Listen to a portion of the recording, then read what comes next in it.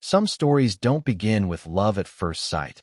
Some begin with heartbreak, with a woman standing in the ruins of everything she thought was safe, holding two children close as the world she trusted falls apart.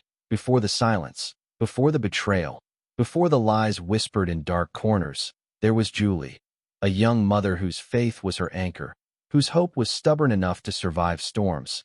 She didn't know it yet, but the pain that threatened to break her would soon become the path that led her to miracles she never saw coming. Welcome to Julie's story, but before we continue, please consider subscribing to this channel, like, and leave a comment. The sun was still low over the hills when Julie stepped outside, wrapping her shawl tighter around her shoulders. Morning in the village always carried a kind of delicate peace, the sound of roosters in the distance, smoke rising lazily from kitchens, and children laughing as they fetched water. But inside her chest, peace was the last thing she felt. Her two children chased each other around the compound, giggling, unaware of the fracture lines running through the family that surrounded them. Julie watched them with a soft ache. She wished she could protect their innocence forever. Behind her, Grace appeared with a basin of laundry balanced on her hip. "You're awake early," Grace said, dropping the basin and stretching her back. Julie smiled faintly. "Sleep hates me lately." Grace studied her with those perceptive eyes that always saw too much. "Or maybe your heart is carrying more than it should." Julie didn't answer. She didn't need to. Grace already knew. They had bonded in fire, the fire of accusations, whispers, cold stares, and the constant reminder from Jerry's mother and sisters that they were outsiders. Women who didn't belong. Women whose words didn't matter. Julie still remembered the first time she heard her sisters-in-law arguing with Jerry in the next room. "She thinks she can come here and change things? She's not even one of us. She's taking our brothers away from family." That night, Julie cried quietly while Jerry tried to comfort her, torn between the woman he loved and the sisters he had grown up defending. Grace had gone through the same fire, ignored, blamed, pushed aside. It had drawn them together like two wounded birds learning to fly again. Grace touched Julie's shoulder gently. "Jerry will figure things out. He's not like them." Julie sighed. "I know, but sometimes I see the same shadows in him, the same scars." Grace didn't disagree. She simply looked out at the narrow dirt path leading away from the homestead. "Tim says he's leaving today." Julie's heart sank a little. "Already?" "Yes." Grace swallowed. "He says he can't raise our children in this environment anymore. He wants a fresh start in the city." Julie whispered, "I don't blame him." Neither did anyone with eyes. Tim had endured years of being the eldest son, yet treated like an inconvenience whenever the daughters declared their opinion. Living in that house meant surviving on thin eggshells. Later that morning, Tim went around shaking hands with neighbors, tightly holding back emotion. His wife packed up quietly. Their children clung to her dress. When he reached Julie, he paused. "Take care of yourself," he said. "And if it becomes too much, follow your heart, not the family voices." Julie nodded, though her throat threatened to close. As they walked down the path, Grace turned to wave one last time. Julie waved back, feeling suddenly alone, suddenly exposed.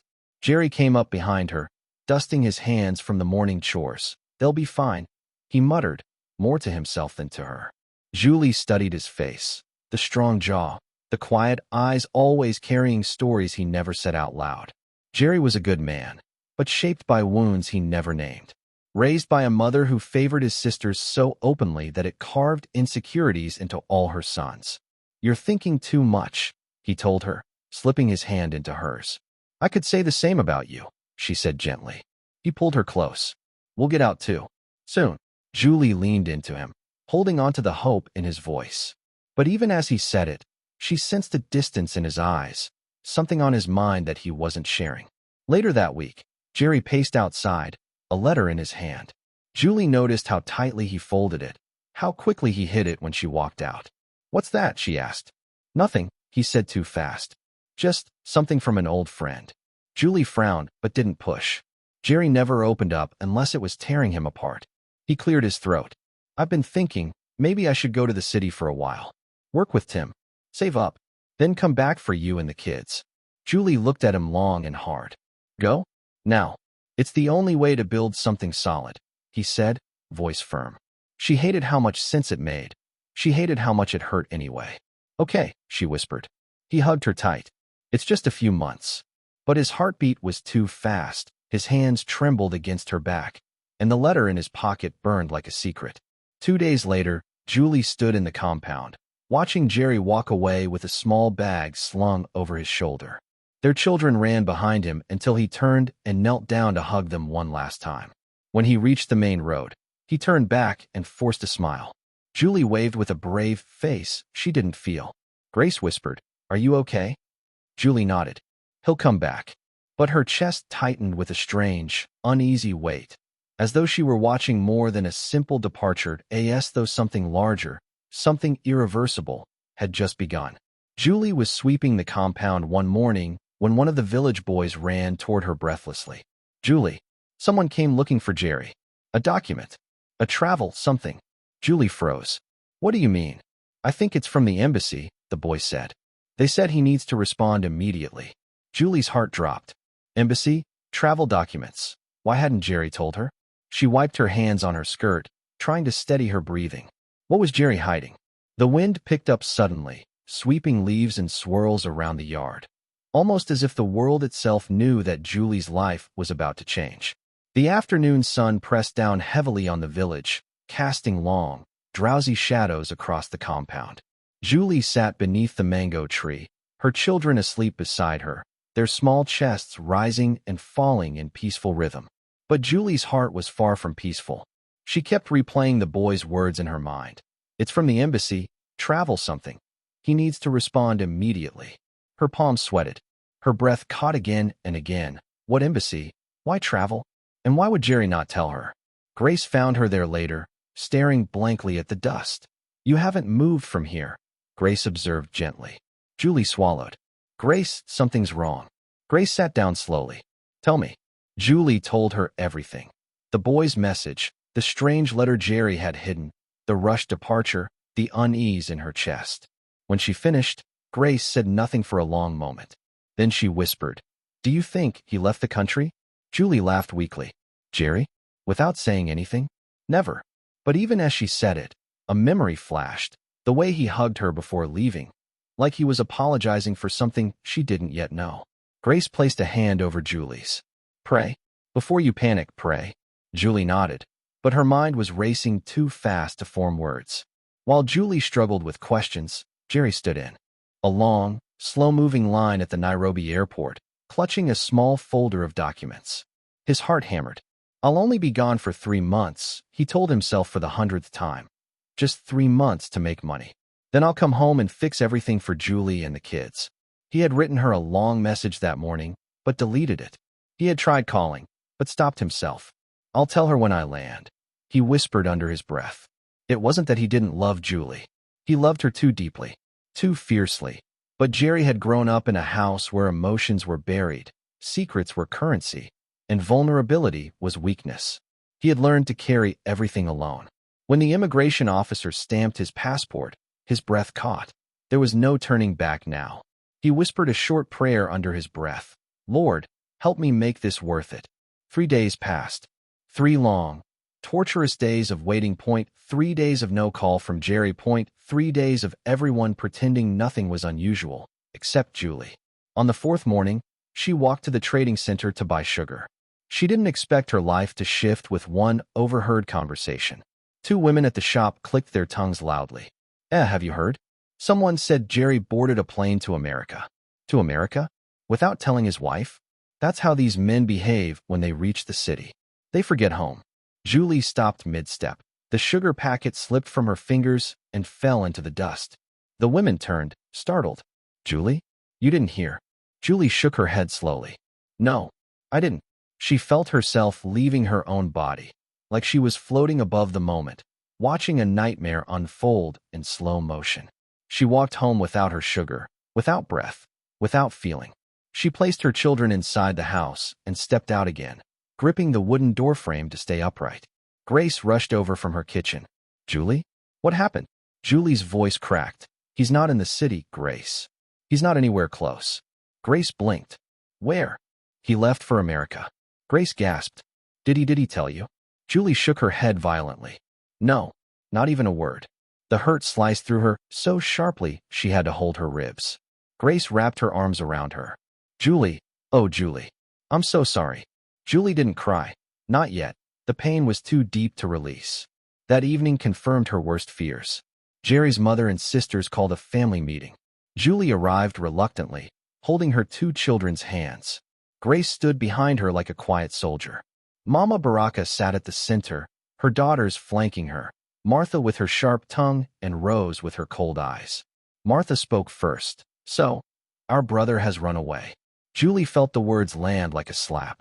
Rose added, and because he's not sending money or information, we have decided that you should leave his home until he returns. Julie's breath hitched. Leave? With my children? To go where? Mama Baraka shrugged. You're not our responsibility. He didn't even tell us where he went. We can't feed extra mouths for someone who has disappeared. Grace stepped forward. Mama, that's unfair. She's his wife. Rose sneered. Then let her go and find him. Julie finally felt tears burn her eyes. And my children? They belong here. With their father's family. Martha scoffed. Children belong where there is food. Grace's voice rose. You can't throw her out. Enough. Mama Baraka snapped. The decision is final. Julie looked around the room, at the faces of people who were supposed to be family, supposed to protect her and her children. Not one of them softened. Not one of them stood for her.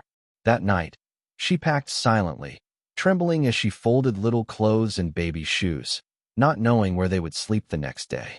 Grace held her through the sobs. You will not be destroyed, she whispered. God sees. God will make a way. Julie wanted to believe her. She desperately wanted to. But as she stepped out of the Baraka homestead with her children clinging to her skirt and no home to return to, the world felt painfully small and painfully cruel.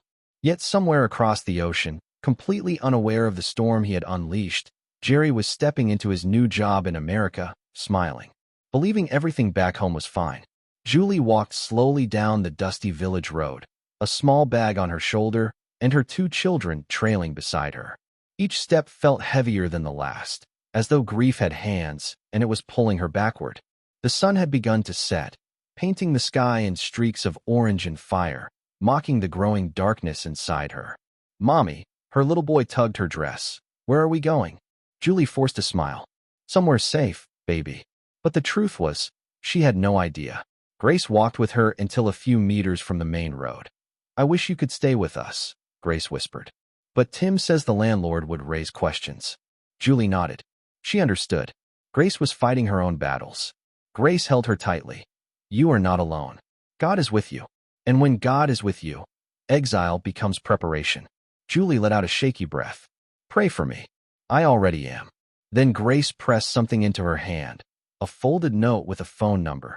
If anything happens, call me. Or call Tim. We'll find a way. Julie squeezed her friend's hand, then turned to walk toward the bus stop. The last thing she saw as she left the village was Grace standing in the fading light, wiping her tears with the corner of her apron. Julie and the children waited under a small shop veranda, the shadows lengthening. She had only enough money for bus fare. No plan. No certainty. Her phone buzzed unexpectedly. She frowned at the unknown number. Hello. Her voice trembled. A strong, confident voice answered. Julie? This is Aunt Miriam. Julie nearly dropped the phone. Auntie, she whispered. How did you know?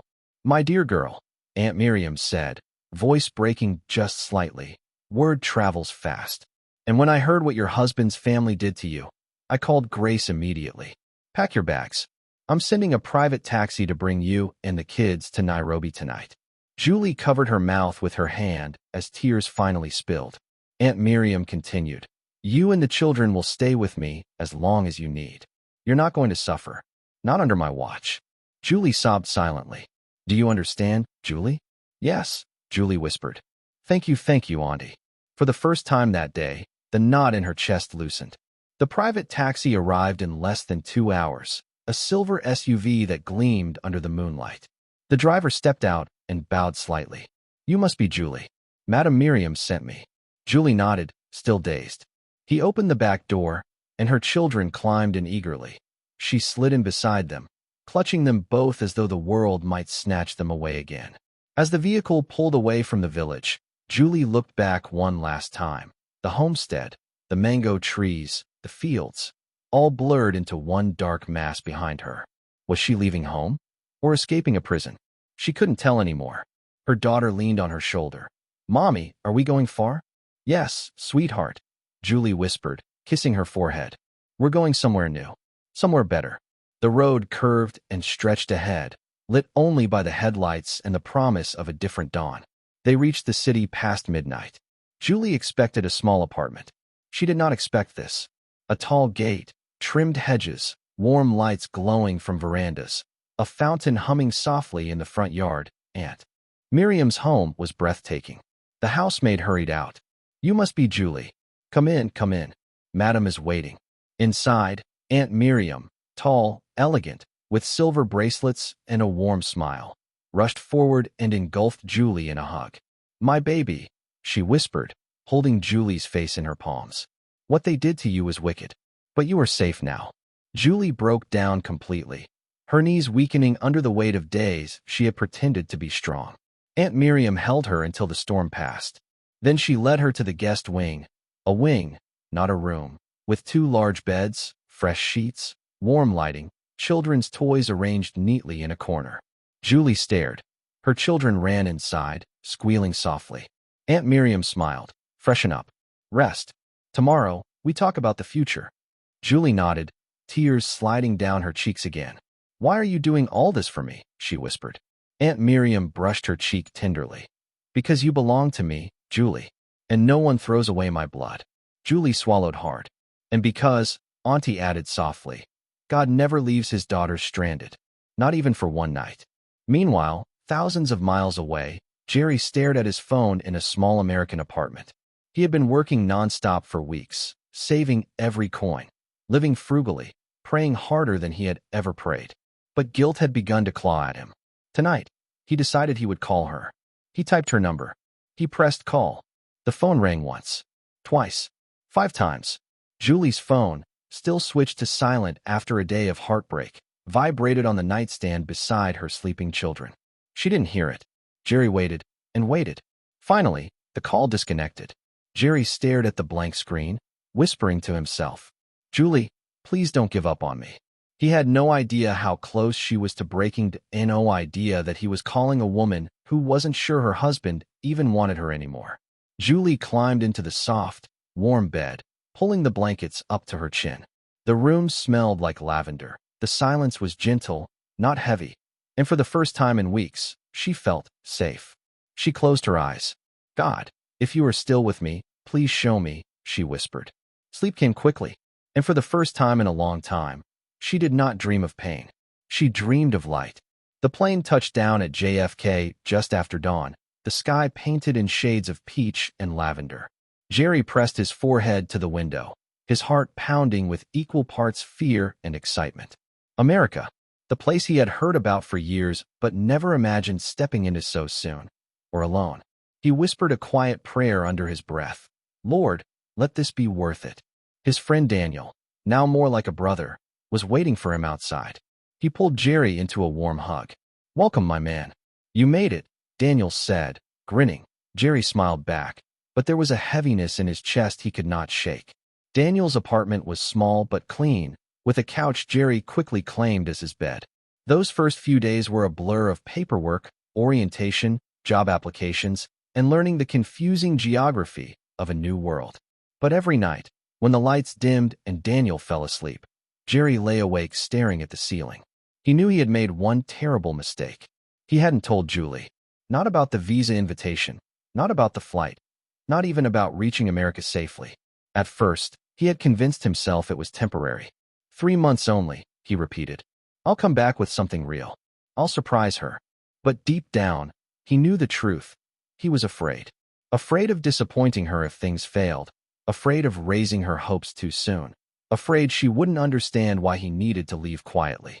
Silence felt easier, until it wasn't. 2 weeks later, Daniel burst through the apartment door waving a paper. "Bro, you got it. Work permit approved." Jerry stood still, stunned. "Already?" "Yes. God is opening doors for you." Jerry's heart thudded. It was the breakthrough he prayed for. A real job, real money, a future. But it came with a painful twist.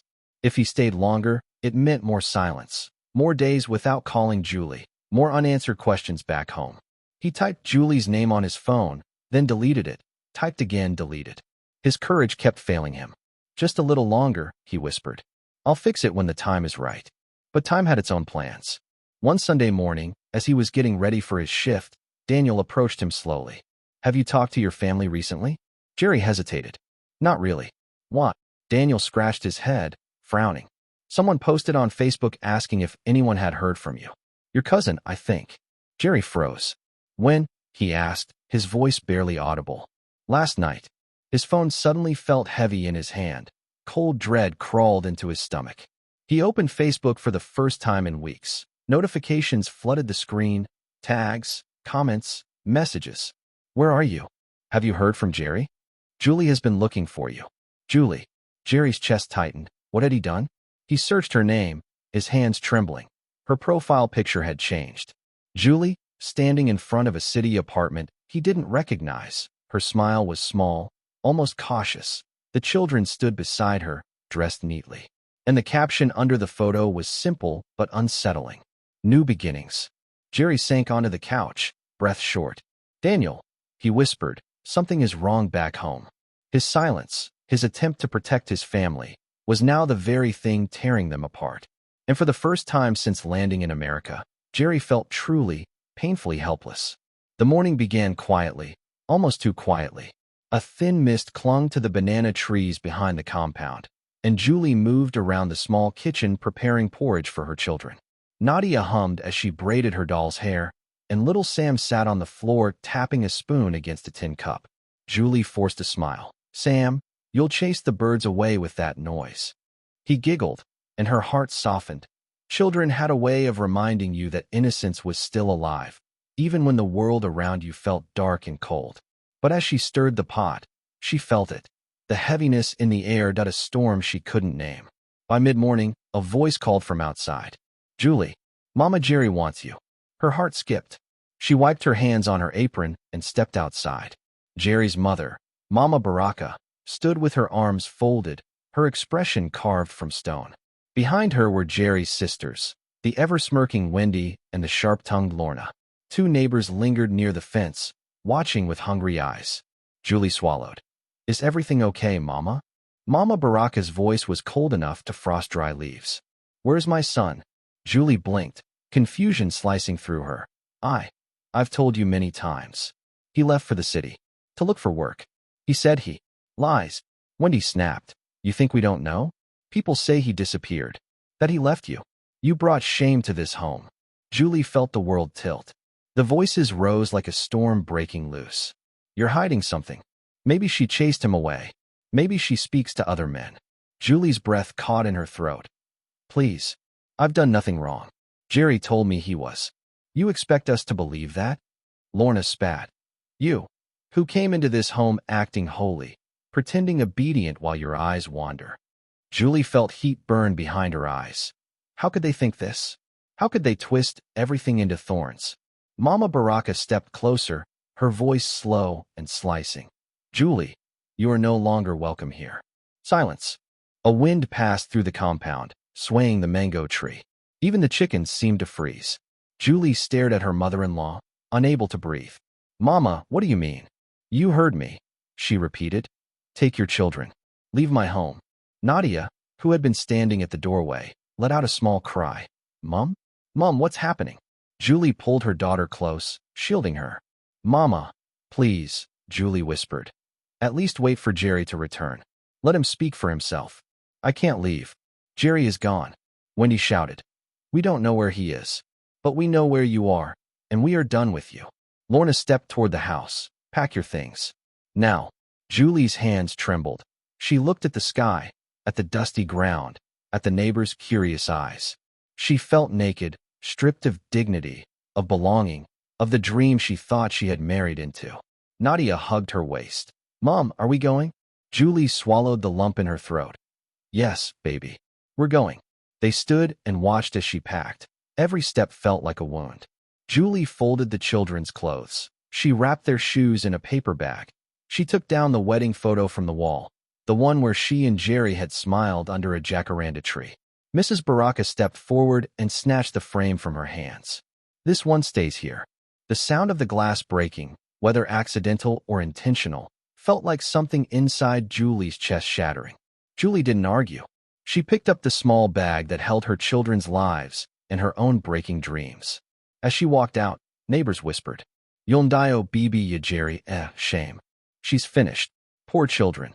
But Julie lifted her chin slightly. She whispered in her heart, "God, if you see me, please walk with me now." At the gate, Mama Baraka delivered the final blow. "If Jerry ever returns, we will tell him you left on your own." Julie closed her eyes. A tear escaped. But when she opened them, a strange peace settled over her. "I am not alone," she said softly. "I never have been." And she walked. She had barely reached the dusty road when her phone buzzed. A message from an unfamiliar number. "Julie, it's Aunt Miriam. I heard what happened. Come to the city. I'm sending a taxi to get you." Julie stared at the screen, trembling. Hope. Real, unexpected, warm hope. She hugged her children tightly as a dusty breeze swept past. "God has sent us help," she whispered. The city smelled different. A mixture of roasted maize, car fumes, and rain-soaked pavements. To Julie, it felt like stepping into another world. One that buzzed with possibility but also whispered with fear. The taxi rolled into her aunt's gated home, a place so large and polished that Julie felt almost invisible in its presence. Aunt Miriam stood at the doorway wearing a silk robe and holding a steaming cup of tea. When she saw Julie and the children, her expression softened immediately. "Oh, my girl," she whispered, pulling Julie into her arms. Julie broke, silently, without a sound, her tears soaking into her aunt's shoulder. "Shoo, you're safe now. You're safe." Aunt Miriam showed them to a guest room bigger than their entire village house. "Freshen up. Rest.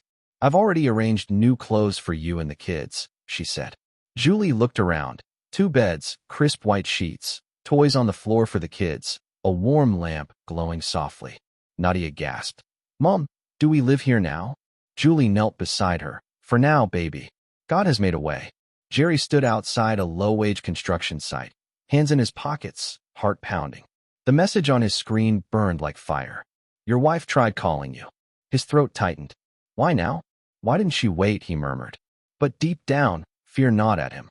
His friend Marcus walked over. "Bro, you okay? You look like you saw a ghost." Jerry swallowed. "I think something is wrong back home." Marcus exhaled slowly. "Then call her." "What's the problem?" Jerry hesitated. "I left, without telling her." Marcus stared at him. "Man, that was not wise." Jerry closed his eyes. "I know. I thought I'd be gone only 3 months. I didn't want anyone stopping me. I didn't want drama with my family." "Now you have drama," Marcus said simply. Jerry nodded. He knew the silence was no longer something he could ignore. Back in the city, Julie slowly found rhythm. Each morning, she woke to the hum of traffic, the distant honking, the smell of strong coffee from Aunt Miriam's kitchen. The children played freely. No whispers, no tension, no accusations around them. Julie started helping her aunt at her boutique, ironing dresses, arranging scarves, welcoming customers. She had always loved beautiful things, and here she felt herself coming back to life. But at night, when the house grew quiet, something else returned. Loneliness. Questions. A name she barely dared whisper. "Jerry." She stared at her silent phone, wondering if he had forgotten her or if something worse had happened. One afternoon, Grace called her from the city. Her voice was shaking. "Julie, I've heard something. They're saying Jerry has left the country." Julie froze. "What do you mean, left? Where?" "To America, Julie." "America?" Julie felt her chest tighten painfully. "No, he would have told me. He wouldn't just disappear." Grace hesitated. "I'm not sure anymore. His family is telling everyone you scared him away. Others say he ran from responsibilities. And some are saying he is gone for good." Julie's legs gave way, and she sank onto a bench. Her mind raced. Confusion, betrayal, anger, fear. Aunt Miriam found her a moment later, trembling, breath uneven. "What happened?" Julie's voice cracked. "He left. Jerry left the country." Her aunt wrapped an arm around her. "Then let this be your time to rise, Julie. Don't break because of what you cannot understand." Tears streamed down Julie's face. "I just wish he told me. I just wish he trusted me." Aunt Miriam held her hands gently. "My dear, Men raised in pain sometimes don't know how to love without fear. Julie looked up, startled. Her aunt spoke with the weight of someone who had lived many lives. Your Jerry may be running, but God knows how to pull people back into alignment. Jerry finally gathered courage. He dialed Julie's number. Once, twice. Network error. Then, the number you are trying to reach is not available. Jerry frowned. That's strange. He tried again. Nothing. Panic rose in his chest. He opened Facebook, typed her name, and froze when he saw Julie Mwima, location, Nairobi City. Recent photo. Julie with the kids at a mall. Jerry's breath caught. She moved? She left home? What? His heart hammered. His fingers trembled over the keyboard. He typed, Julie, are you okay? He stared at the message. He didn't know that on her side, Julie had not opened Facebook for weeks. She had no idea his message even existed. That night, Julie stood on the balcony of her aunt's house, watching the city lights. I just want to know the truth, she whispered. Across the ocean, Jerry bowed his head on his bed, whispering the same words. I just want to go home, but how do I fix what I broke? Two hearts, two continents, one growing storm. Nairobi's evening breeze was warm, carrying the hum of traffic and the soft glow of streetlights. Julie stood on the balcony, watching the city slowly settle into night. Sam slept inside, curled against Nadia's back. The world felt strangely quiet. Too quiet. Aunt Miriam stepped beside her, holding 2 cups of warm ginger tea. You're thinking of him again, she said softly. Julie nodded without denying it. It's like my heart knows something I don't. Something is happening somewhere. Aunt Miriam placed a gentle hand over hers. Trust your spirit, Julie. It's wiser than your fear. Halfway across the world, Jerry sat in a small room lit by a single lamp. His job permit had just been approved. His boss had even hinted at a promotion. But joy, peace? He felt neither. All he felt was a tightening pressure in his chest. Why is she not answering? He muttered, pacing the room. Marcus entered, wiping sweat from his brow after a long shift. You look like you're rehearsing for a nervous breakdown. Jerry shot him a look. This is serious. She moved to Nairobi. She never moves anywhere without telling me. Something happened. Marcus leaned against the wall. Are you sure you're not the something that happened? Jerry stiffened. Marcus sighed. Bro, you love this woman. But you are hiding from her. You can't run a marriage on secrets. Jerry sank onto the bed, burying his head in his hands. I just wanted to come here, make money, and come back a better man. I didn't want her worrying. I avoided telling her because my family, they twist everything. They would have stopped me. They always do. And now? Marcus asked. Jerry looked up, guilt tightening his throat. I think I broke her heart. The next morning, Julie took the kids to Uhuru Park. Nadia rode a small horse. Sam played with balloons. For the first time in months, Julie felt her shoulders lift, just a little. Grace joined her later, wearing a simple dress and carrying a bag of snacks. You look alive today, Grace said, smiling. Julie shrugged. Trying. Grace bit her lip, then leaned in. There's something I want to tell you. Julie turned. I think Tim knows something about Jerry. Julie's breath hitched. What? Grace looked around, lowering her voice. Tim received a rumor from the village that Jerry went to America, but he wasn't sure. He didn't want to tell you before confirming. Julie felt her heart plummet. So it's true. He's really gone. Grace squeezed her hand. Julie, maybe he had a reason. Maybe he was afraid. You know how private he is. You know he doesn't talk about his fears. Julie swallowed hard. But leaving the country? Without a word? What kind of man does that? Grace hesitated. A man raised in silence. Julie's eyes filled with tears. Grace pulled her into a hug, whispering, You're stronger than this pain. That night, Jerry sat in front of his computer, heart pounding. He typed a long message to Julie, the truth he should have told her months ago. Julie, please listen that I didn't leave you, that I didn't abandon the kids, that I came here to look for a way to build our future. I'm sorry I didn't tell you. I was afraid. Please talk to me, please. He hovered over the send button. His finger trembled. Click. Sent. Jerry exhaled hard. Almost dizzy, it felt like releasing a weight he had carried on his back for too long. But unknown to him, Julie had just switched off her phone, exhausted from crying, mentally drained, and needing silence. The message sat there, unread. A small digital whisper floating across continents, with no one to receive it. 2 days later, Aunt Miriam came home early. Julie, someone came looking for you. Julie turned, confused. For me? Who? A messenger from your mother-in-law. Julie froze. Her whole body stiffened. Aunt Miriam continued. She wants to see you. She said it's urgent. Julie's breath caught. Her heart hammered against her ribs. Grace, who was visiting, touched Julie's arm gently. What does she want now? Julie whispered, almost to herself. Maybe something has happened to Jerry. Aunt Miriam frowned. Do you want to go? Julie looked at her children playing on the floor, then at the message notification she hadn't opened yet. Her hands trembled. Yes, she said finally. I need to know. That night, Julie packed a small bag for an early trip back to the village. As she zipped it closed, her phone buzzed with a new notification. Jerry, please, just answer me. Julie froze. She stared at the screen, breath lodged in her throat. At the exact same moment in America, Jerry knelt beside his bed whispering, God, if she leaves me, I won't survive it. 2 worlds point 2 hearts point 1 truth. Finally, trying to come to the surface. The sun hadn't fully risen when Julie boarded the early morning shuttle heading toward the village. Mist curled around the road like whispered secrets. The ride felt endless. Every bump, every turn tightening the knot in her stomach. Grace had insisted on coming with her, but Julie chose to go alone. I need to face this, she had whispered. Aunt Miriam hugged her tightly before she left. Remember who you are. Walk in truth, not fear. Julie carried those words with her like armor. The familiar dusty path appeared as the shuttle slowed to a stop. The village looked the same. The crooked fence, the red soil, the distant laughter of children. And yet, something felt different. Cold. As Julie walked toward Jerry's homestead, murmurs followed her. That's her. She came back. Come, she's still alive. Julie ignored them, her heartbeat thundering in her ears. When she reached the compound, Mama Baraka was already waiting outside, arms crossed, face unreadable. Julie whispered, You called for me. Mama Baraka nodded stiffly. We need to talk. Julie braced herself. They entered the small sitting room. Lorna and Wendy sat on opposite ends, their expressions sharp with something between triumph and disdain. Julie remained standing. What happened? She asked. Wendy smirked. So you finally crawled back. Julie ignored her. Mama, why did you call me? Mama Baraka took a long breath.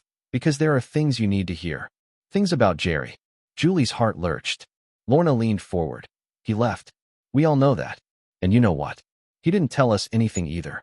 He left without a word. Julie blinked. What are you saying? We thought you hid him, Wendy replied. We thought you pushed him to leave. Julie felt anger flare.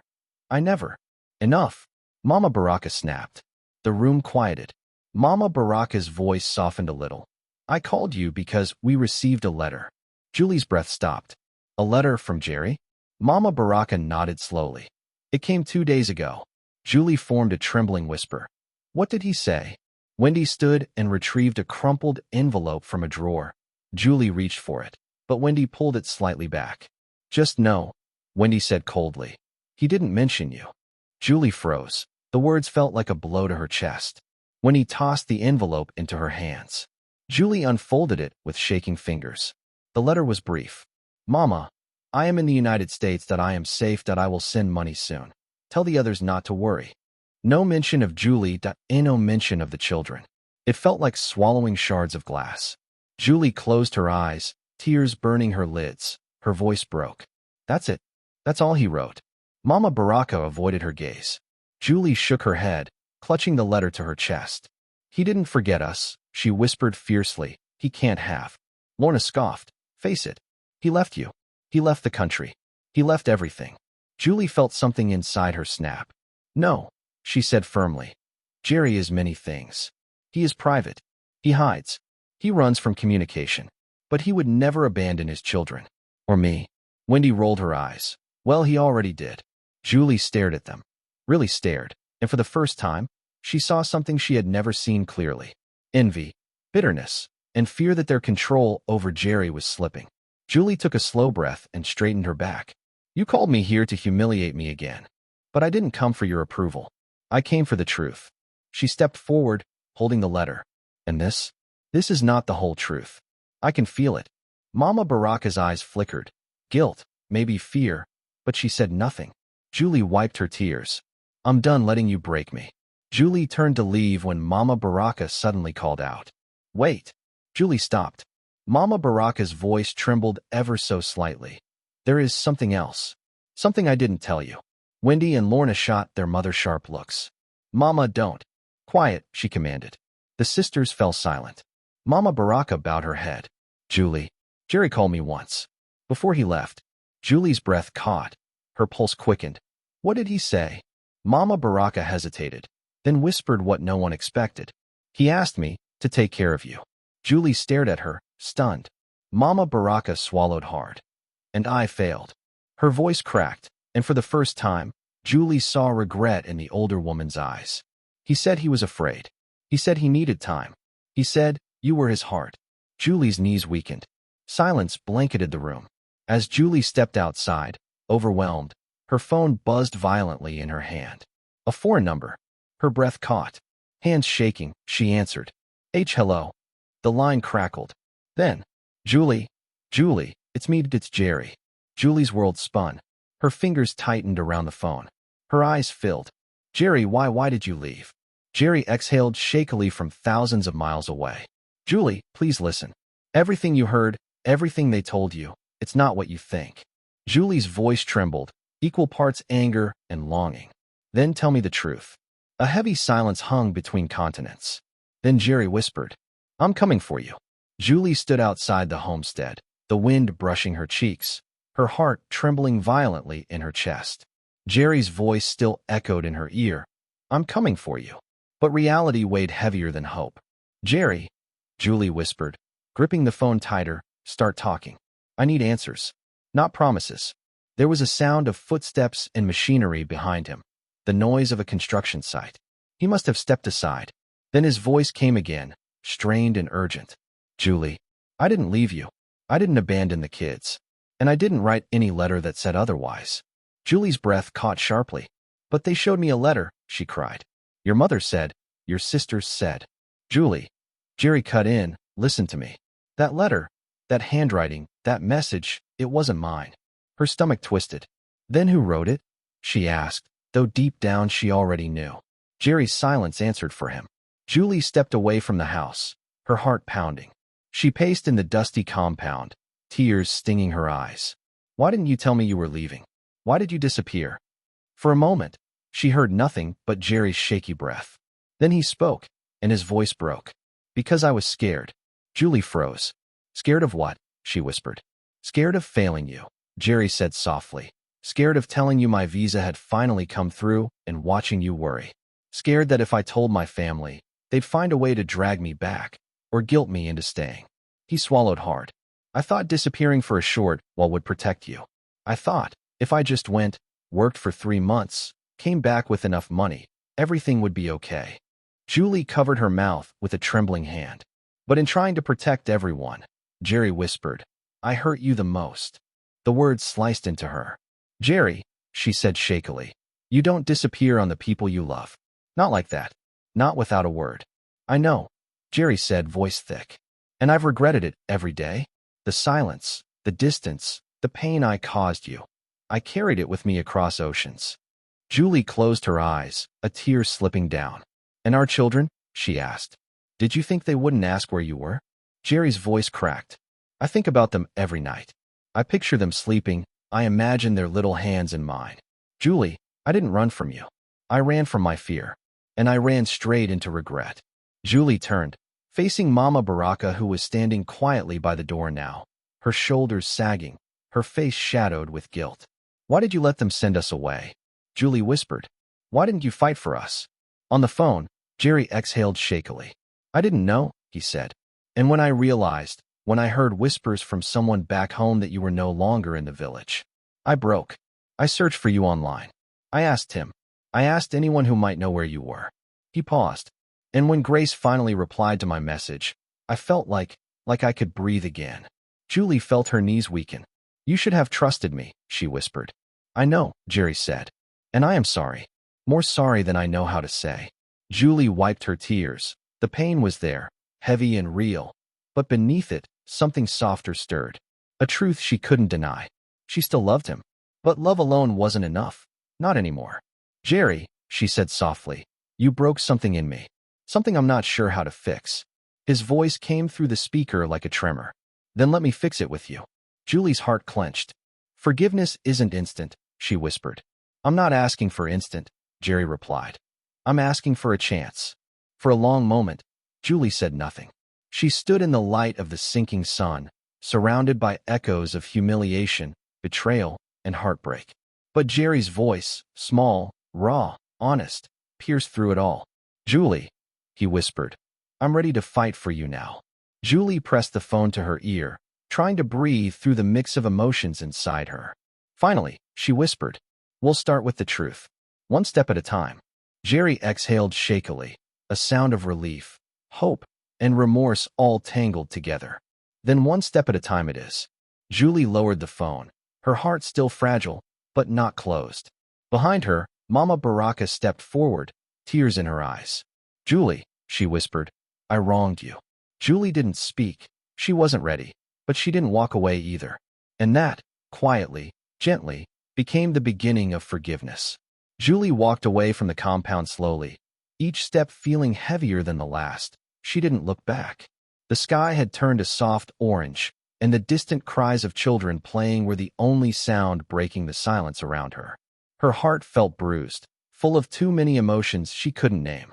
By the time she reached the bus stop, her legs felt weak, drained by the confrontation, the truth, and Jerry's voice echoing in her chest. When the shuttle finally pulled up, she climbed in, sat by the window, and exhaled shakily.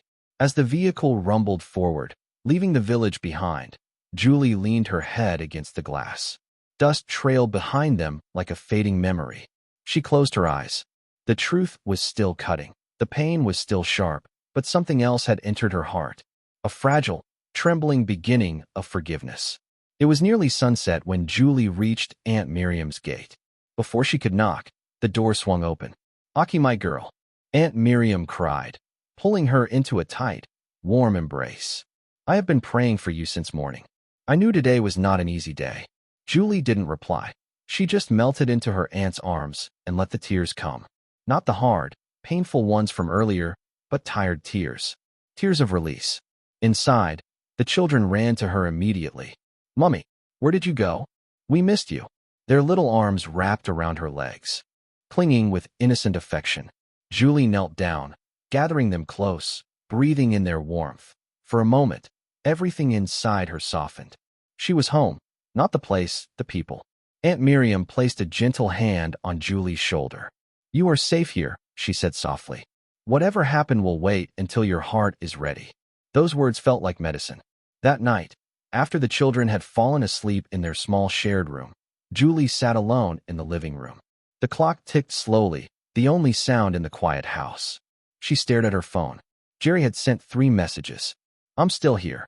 I'm not giving up on us. Let me know when you're ready to talk again. Julie's chest tightened painfully. She wasn't angry anymore, just tired up, bone-deep tired. Aunt Miriam joined her on the couch, handing her warm tea. You don't have to decide anything today, she whispered. Pain clouds clarity. Julie nodded. I don't know what to feel. You feel exactly what you should feel, Aunt Miriam said. No woman who loved deeply walks away from betrayal without bleeding a little. Julie looked down at her hands. I still love him, she said in a small voice, and I hate that I do. Aunt Miriam smiled gently. Love doesn't make you weak. It makes you human. Julie sighed shakily. What if forgiveness breaks me again? Aunt Miriam squeezed her hand. Forgiveness won't break you. Rushing will. Julie breathed deeply, letting the words settle. The next day around mid-morning, Julie heard excited knocking on the door. Before she could stand, Grace burst in dramatically. Julie Baraka, open this door before I enter through the window. Julie managed a small laugh, the first in days. Grace rushed to her, hugging her tightly. You had me praying in tongues yesterday. Are you okay? Did they pour insults? Did anyone try you? Because I'm ready to go back there. Julie pulled away, shaking her head with a weak smile. No fights, Grace. No drama. I'm just tired. Behind her, Tim walked in carrying bags of groceries. Sit, Tim said calmly. We're cooking lunch. No arguments. Grace chimed in. Yes. We are here to clean, cook, entertain, gossip, watch you. Judge your neighbors. Everything. Julie laughed again. It felt foreign, but good. As they cooked together, Grace kept talking, dramatic, loud, unstoppable, the kind of noise that fills an empty room with life. Tim played with the children, letting them climb all over him as he pretended to lose every game. For the first time since everything fell apart, Julie's chest loosened. She felt human, seen, supported. After lunch, while the kids were napping and Grace was washing dishes loudly while singing off-key, Tim stepped outside with Julie. He leaned against the railing. I talked to Jerry, Tim said quietly. Julie stiffened. Tim, I'm not ready for big conversations. I know, he replied. And I'm not here to push anything. But I need to tell you something. He opened his phone and handed it to her. On the screen was a screenshot of a transaction. Julie frowned. What's this? Jerry sent money, Tim explained softly. Not to his family. To me. For the children. For you. Julie blinked. Why would he send it to you? Because he said he didn't trust anyone else back home, Tim replied. And because he said he knows you won't take anything directly from him yet. Julie stared at the screen, her throat tightening. The amount wasn't small. It was enough to relieve the pressure she had been carrying silently for months. School fees, rent, groceries, winter clothes, unexpected bills. She felt her knees weaken. Tim placed a hand on her shoulder. This isn't a bribe, he said gently. It's responsibility. Julie swallowed hard. Her eyes filled with tears, not from pain, but from a different emotion. Relief. A weight she didn't realize she had been carrying lifted off her chest. Her voice came out in a fragile whisper. He's really trying. Tim nodded. He is. But take your time. Healing is not a race. Julie wiped her tears slowly. For the first time since her life had come crashing down, she allowed herself to breathe fully. The pain was still there. Deep, real, complicated. But hope had entered the room too. A quiet, steady, unexpected blessing. That evening, after Grace and Tim left, and the children were asleep, Julie sat on her bed holding her phone. Not to call Jerry, not yet. But for the first time, she typed a message. I received the money. Thank you. I'm not ready to talk, but I see your effort. She hovered over the send button for a long moment. Then finally, she sent it. The first step, small, but real. A new path had begun, not perfect, not easy, not magical, but honest. A path where pain and hope existed together, where healing didn't erase the past, but slowly rebuilt the future. And for the first time in a long time, Julie felt something inside her whisper. You're going to be okay. The house was quiet.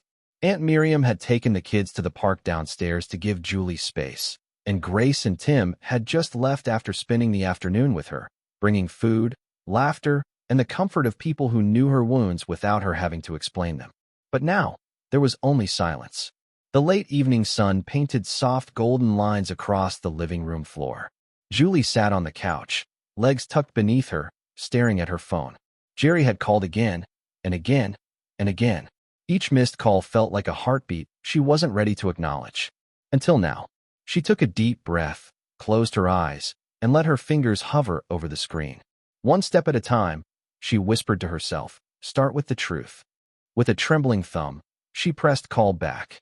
The phone rang once, twice, 3 times. Then, Julie. His voice was breathless, almost disbelieving. Julie swallowed. Her voice came out fragile, but steady. Jerry, we need to talk. There was rustling, as if he had moved away from whatever noisy place he was in. I'm here, he said softly. I'm not going anywhere. Julie closed her eyes. Her heart hammered against her ribs. I want the truth, she said. All of it. No hiding. No excuses. You'll have it, Jerry replied. Ask me anything. She hesitated. There were 1,000 questions, 1,000 wounds, but one rose above the rest. Why didn't you tell me about the visa? She asked, voice barely above a whisper. Why did you leave the country without saying goodbye? There was a stillness on the line. Then Jerry exhaled, a small, trembling release. Julie, he said slowly, the day the visa was approved. I panicked. Julie repeated, hurt slipping into the edges of her voice. I knew that if I told you, you'd worry, Jerry continued. You'd tell Grace. Grace would tell Tim. Tim would tell Mama. And Mama, she would have found a way to stop me. Julie clenched her jaw, remembering the letter, the accusations, the months of silence.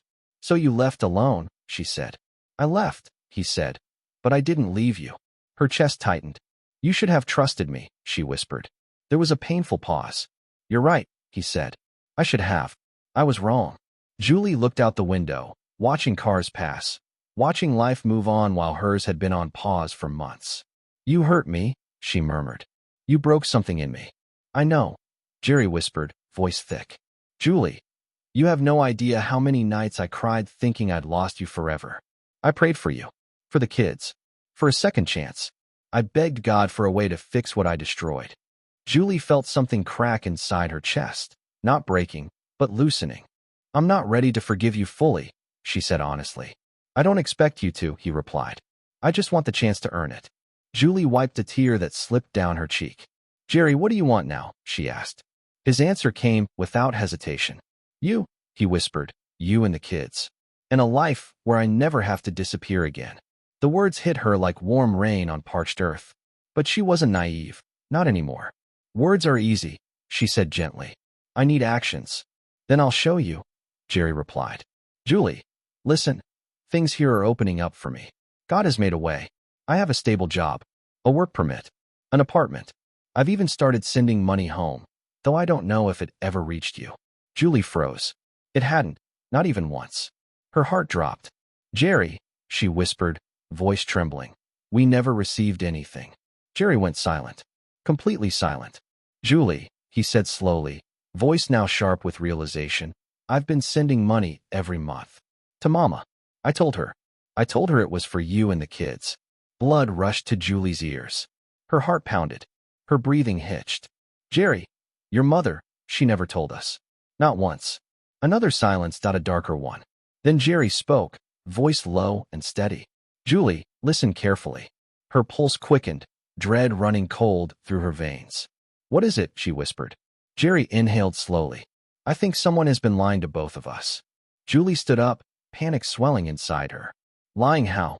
Jerry's voice hardened, a tone Julie had never heard from him before. I think somebody back home has been keeping us apart on purpose. Julie pressed a hand to her chest. Tears filled her eyes. Jerry, who would do that? Jerry hesitated. Then he whispered, Julie, I think I know exactly who it is. Julie felt the room spin. Her heart thudded painfully. Her voice broke as she whispered, Jerry who? Jerry took a shaky breath. And just as he opened his mouth to speak, the call cut off. The line went dead. Silence. Julie stared at the screen, her pulse roaring in her ears, her hands trembling. Jerry? Jerry. Nothing. No signal. No call. Just the echo of the last words she heard. I know exactly who it is.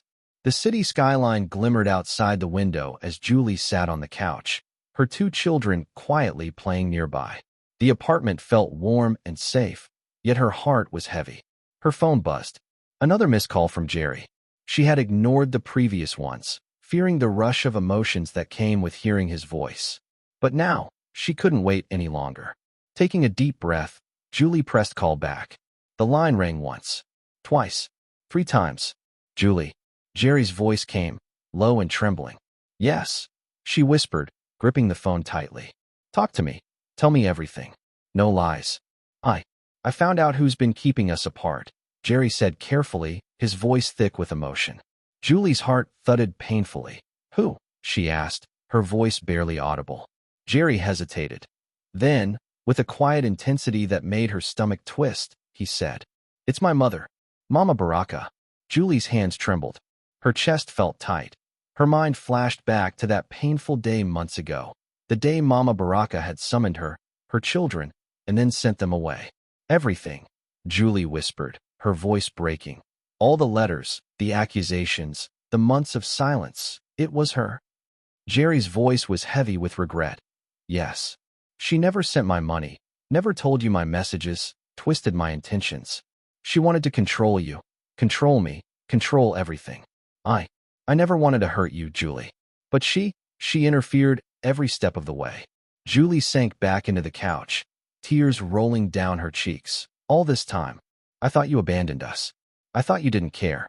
I never stopped caring, Jerry said, his voice breaking. I tried to reach you. I prayed for a way. Every day, I carried the weight of the silence, and it nearly broke me. Julie's heart softened, but the anger still burned. I survived, Jerry. But the betrayal, the humiliation, it's heavy. And she, Mama Baraka, she's still out there, scheming. Jerry exhaled sharply. I know. And that's why I need to act carefully. But Julie, we will get through this. Together. Just then, there was a knock on the door. It was Grace and Tim. Julie, Grace exclaimed, rushing in. We heard you were talking to Jerry. How is it? Julie let herself be hugged, letting some of the tension spill away. It's complicated, she said, tears still glistening. Mama Baraka lied to both of us for months. She hid everything, my letters, the money, everything Jerry sent. She wanted to control us. She's dangerous. Tim's face darkened. She always was, he said quietly. But now we know, and we can help. You're not alone here. Julie nodded, relief washing over her. Thank God. I feel lighter. But I also feel like she's not done yet. I feel like Mama Baraka is still watching. Grace squeezed her hand. Then we'll be ready. We won't let her hurt you again. As Julie collected herself, her eyes caught a small envelope on the table, one she hadn't noticed before. It was in Mama Baraka's handwriting. Her pulse quickened. With trembling hands, she opened it. Do not let Jerry know everything. Some truths must remain hidden for now. Her stomach churned. Her heart pounded. Mama Baraka's shadow had followed her to the city. Julie looked at Grace and Tim, her voice barely above a whisper. She's still trying to control us, even from miles away. Grace's face hardened. She's going to regret it, Grace said firmly. Julie's eyes narrowed. I won't let her. But what else is she hiding? Julie's phone buzzed again. A new message. From an unknown number. Julie, some things are better left buried. Don't trust anyone completely. Her hand froze. Her heart raced. Her eyes darted to Grace and Tim. She knows we're awake to her game, Julie whispered. And now, she's coming for us. The city was quieter than usual that evening. The hum of traffic was distant, almost soothing, but Julie's heart thumped too loudly for her to ignore. Her children were asleep in the next room, tired from a day at Aunt Miriam's park. Julie sat at the kitchen table, the envelope from Mama Baraka open before her. Grace and Tim had just left, promising to return in the morning to help plan the next steps. Julie's hands gripped the paper tightly. The warning felt like ice in her veins. Do not let Jerry know everything. Some truths must remain hidden for now. Her phone buzzed. A message from Jerry. Julie, I've secured the apartment and work. Start looking into travel plans. I want you and the kids here safely. God is making a way. Julie exhaled shakily. The hope in his words battled the fear from Mama Baraka's note. Julie leaned back, thoughts racing. How can we leave without Mama Baraka interfering? She wondered. How do we make sure the kids are safe? She opened her laptop, browsing flights, visa requirements, and immigration forms. Aunt Miriam had already offered to help with everything, finances, paperwork, even temporary housing once they arrived in the USA. Her fingers hovered over the keyboard as a wave of emotion hit her. We can finally be together. We can finally breathe. Julie picked up the phone and dialed Grace. Grace, I think it's time, Julie said, voice steady but full of emotion. Time to start planning for the move to the USA. I can't do this alone. Grace's laughter was light and reassuring. You won't have to. Tim and I will help every step of the way. Aunt Miriam's ready. Jerry's ready. You're not alone anymore, Julie. Julie smiled despite the knot in her chest. It feels like the first time in months I can really see a way forward. Julie leaned back in her chair, closing her eyes. She whispered a prayer. God guide us. Keep our path clear. Let Mama Baraka's schemes fail and bring my family together safely. Give me strength, patience, and courage. Her heart felt lighter, but the weight of the journey ahead was real. She picked up the phone again and dialed Jerry. Julie, are you ready? Jerry's voice was warm, tender, and full of anticipation. I am, she whispered. We're going to do this together. Jerry exhaled. God is making a way, Julie. I'll be here when you arrive. No more waiting. No more silence. Julie set the phone down, hope rising in her chest. But her gaze fell on the envelope from Mama Baraka once more. Even in the city, even with Aunt Miriam and Grace standing by her, Julie could feel the mother-in-law's reach. And then another message appeared on her phone. This time, no sender name. You think you can escape? You're not free yet. Julie's hands trembled. Her heart raced. She looked out at the city lights. The path to the USA was clear, but shadows from the past were still close. The morning sun streamed through the apartment windows, painting the room with golden light. Julie sat at the kitchen table, surrounded by passports, forms, and flight schedules. Her children laughed nearby, oblivious to the storm of bureaucracy surrounding their future. Aunt Miriam brewed coffee, placing a warm mug beside Julie. "You look like you've aged 10 years overnight," she said gently, though her eyes shone with pride. Julie smiled wanly. "Feels like every step is another battle, but it's worth it. We're finally moving closer to Jerry." Aunt Miriam nodded. "And we'll make sure Mama Baraka doesn't get in the way this time. Nothing will stop you from being with your family." Julie's fingers trembled as she filled out the final forms for the visa application. Grace and Tim had been invaluable, guiding her, double-checking each detail, and reminding her that she wasn't alone. The phone buzzed. It was Jerry. "How's it going?" he asked, voice calm but excited. Julie glanced at the forms. "We're ready to submit. Flights, visas, everything. I just can't believe it's finally happening." Jerry exhaled, relief washing over him. "God has made a way. I've been praying for this day, and it's finally here. Once you land, the kids and I will finally be together." Julie smiled, a tear slipping down her cheek. "I can't wait. It's been months of waiting, fear, and lies. I just want to hold you and know it's really real." "I'll be here," Jerry whispered. "No more hiding, no more distance. Just us and the kids." Julie paused as she received an email notification. "Application requires additional documentation." Her heart sank. Grace peered over her shoulder. "Julie, what does it say?" Julie's hands shook as she read aloud. "They want proof of financial support, your children's birth certificates, and letters of employment." Aunt Miriam put a comforting hand on her shoulder. "It's just paperwork. We can handle it. It might delay things by a week or two, but it's nothing we can't overcome." Julie nodded, but a shadow lingered in her mind. Mama Baraka had tried to control every step before. Could she interfere again? Just as Julie started gathering the requested documents, her phone buzzed. A text appeared, unknown sender. "You think you're smart. You're not done. Watch your back." Her stomach dropped. Julie stared at the message, heart pounding. "Mama Baraka," she whispered. Grace looked at her sharply. "She's still trying." "But Julie, we're ready this time. Nothing will stop you from going to Jerry." Julie exhaled slowly, gripping the phone. "Yes, we'll go. We'll get there, no matter what." Later that evening, as Julie tucked her children into bed, she whispered a prayer. "God, guide us. Protect us. Let us reach Jerry safely. Shield us from harm and deception." Her phone buzzed again. This time, it was an email from the embassy. "Your visa has been approved. Please schedule your flight within the next 7 days." Julie's hands shook, tears falling freely. She stared out the window at the city lights. Freedom, hope, and reunion were finally within reach. But Mama Baraka's shadow still loomed, hidden but watching. Julie knew one thing for certain.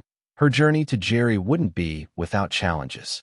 The plane landed with a gentle thud, rolling along the runway as the cabin lights flickered overhead. Julie gripped her children's hands tightly, her heart hammering in her chest. Every bump of the wheels against the runway echoed the drumbeat of her excitement and fear. "We're finally here," she whispered to herself.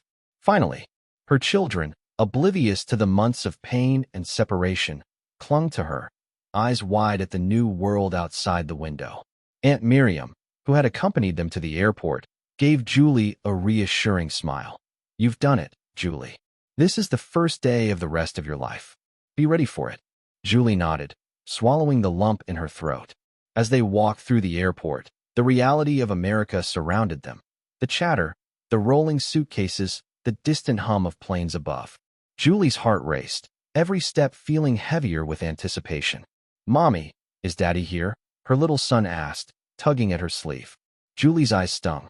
"Yes, sweetheart, he's waiting." Outside the arrival gate, Jerry stood, tall and slightly nervous, scanning the crowd. When his eyes found Julie and the children, his entire body seemed to catch fire with relief and joy. He started walking toward them, his pace quickening with each step. Julie's breath caught. Her heart raced. Is this real? After everything, is this really happening? When Jerry finally reached them, tears streamed down his face. His voice trembled as he called out, "Julie, my love." Julie felt a tidal wave of emotions: fear, relief, love, pain, and hope, crashing all at once. She ran to him, pulling him into a fierce embrace. I, I thought, I thought I'd lost you, Jerry whispered, his face buried in her hair. Julie shook her head, tears falling freely. You never left my heart, Jerry, never. Their children ran ahead, calling out, Daddy, and throwing themselves into his arms. The laughter and tears of that moment created a symphony of pure relief and love. Jerry lifted the youngest, holding him close. I prayed every night to see you all again, he said. Every single night. Julie looked into his eyes, seeing the months of pain, regret, and longing reflected there. She whispered softly, We're here now, together. That's what matters. They walked to the waiting car, their hands intertwined, hearts lighter but still carrying the scars of the past. Julie thought of Mama Baraka, the manipulation, the lies, the months of silence. And yet, she realized something profound. We survived. We endured. And now, we have each other. Jerry squeezed her hand gently. I promise, no more secrets, no more distance. Only us. Only family. Julie felt the heaviness of betrayal lift slightly. She still carried the pain, but now it coexisted with hope. We'll rebuild, she whispered. Together. Her children chattered happily in the back seat, unaware of the adult fears and triumphs around them. But their laughter was a balm, a promise of the life they would create in this new land. As the car drove through the streets of the unfamiliar city, Julie felt the fresh weight of freedom and the thrill of starting over. She looked at Jerry, feeling a surge of love and protection. But her gaze fell on the small envelope she had tucked into her bag, the last message from Mama Baraka. You think you can escape? You're not free yet. Julie's chest tightened. Even here, thousands of miles away, the shadow of her past lingered. Jerry noticed her pause and gently touched her hand. Whatever comes, we face it together. No one can separate us again. Julie exhaled, letting his reassurance fill her. Yes, she whispered. Together. The city lights glimmered around them like stars brought to earth. The road ahead was uncertain, yes, but for the first time in months, Julie felt hope burn bright, a fire that no one, not even Mama Baraka, could easily extinguish. The first morning in their new home, sunlight streamed through large windows that Julie had never imagined in the village. The smell of coffee brewing filled the kitchen as Jerry carried their youngest into the living room, still half asleep, a soft giggle escaping him. Julie watched from the doorway, her heart swelling with gratitude. After months of uncertainty, heartbreak, and waiting, this was real. This was home. Mommy, look. Her daughter pointed out the window at the maple tree in the front yard. It's so big, Julie laughed, a sound she hadn't let herself fully enjoy in months. Yes, sweetheart. And it's just the beginning. The first weeks were busy but filled with small joys. Julie enrolled the children in school and watched with pride as they adjusted to the new environment, making friends, learning English faster than she expected, and discovering a world far beyond the village. Jerry, meanwhile, balanced his work and taking care of the family. His job at a construction management firm gave him stability and allowed him to save toward the small business he had dreamed of opening back home. At night, they would gather around the dinner table, talking about the day, sharing laughter, and building rituals that connected them as a family. Julie often caught herself staring at Jerry, feeling a quiet awe at how resilient they all had been and how far they had come. One Saturday morning, the family visited a nearby park. Jerry pushed their youngest on a swing, laughing heartily, while Julie held their daughter's hand as she climbed a small jungle gym. Adjusting to a new country wasn't without its hurdles. Bills, unfamiliar systems, and cultural differences sometimes overwhelmed Julie. There were moments she worried. Can we truly make it here? Will we ever feel completely at home? But each time doubt crept in, Jerry reminded her, God brought us here. He's faithful. One step at a time, Julie. We have everything we need. Each other, faith, and courage. Julie nodded, letting his words settle into her heart. With prayer and determination, they found the rhythm of life in America. Simple joys, Sunday church, local markets, family movie nights, became their anchors. Months passed, and the family grew stronger. Jerry began laying the groundwork for his small business, with Julie's help managing finances and planning. Their children thrived in school, making friends and discovering new talents. Julie found a part-time job she loved, balancing her career with motherhood, but always finding time for family dinners and evening prayers. She realized that every sacrifice, every tear, every sleepless night had led them to this place of security, hope, and possibility. One evening, the family gathered in the living room. Jerry read a passage from the Bible aloud as the children colored and Julie sipped her tea. The city lights twinkled outside the windows, a stark but comforting contrast to the red dust of their village days. Julie leaned against Jerry, feeling the warmth and peace she had longed for. "Jerry, thank you," she whispered, "for everything, for never giving up, for loving us enough to fight through it all." Jerry kissed her forehead softly. "We fought together, and God carried us through." Their children ran up to them, tugging at their hands, laughing. Julie smiled through tears. Finally, she realized, home wasn't a place, nor a building. Home was this: family, faith, love, and hope in abundance. The sun dipped low over the city skyline, casting golden light across the living room where Julie, Jerry, and their children sat together. The hum of life outside, distant cars, laughter from neighbors, and the soft rustle of trees felt like a gentle reminder that they had arrived, truly arrived, in a place of hope and possibility. Julie looked around at her family, her heart swelling. The months of uncertainty, betrayal, and heartbreak were behind them. Every tear shed, every night spent praying for a miracle, had led them here. Jerry reached across the table and took her hand. "Julie," he said softly, "we fought for this. Together. And God carried us every step of the way." Julie nodded, eyes shining. "Yes, he did. And he never stopped being faithful, even when it felt impossible. This is proof. No matter how dark the storm, his light always breaks through." Their children laughed, chasing each other through the living room, their joy uncontainable. Julie felt a warmth she hadn't known in months, the peace of being exactly where they were meant to be. Julie took a deep breath and whispered a prayer of gratitude. "Lord, thank you for bringing us through, for turning pain into strength, distance into reunion, and loss into love. May our home always reflect your light." Jerry squeezed her hand, and they looked out the window together at the horizon, a vast world of new possibilities stretching before them.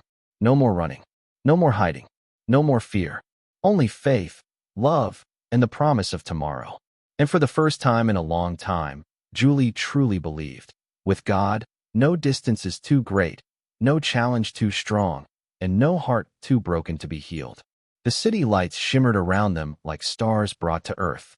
They had found home, not just in a place, but in each other, and in the enduring power of hope. Here is something worth learning from Julie's story, that no matter how deep the pain, how long the wait, or how dark the path, faith, perseverance, and love can guide you through. The storms of life may test you, but they can never extinguish the light that God places in your heart. Thank you so much for watching this story. If Julie and Jerry's journey touched your heart, their endurance, their faith, their love stretched across oceans, then I'd love to hear from you. Like this video if the story inspired you.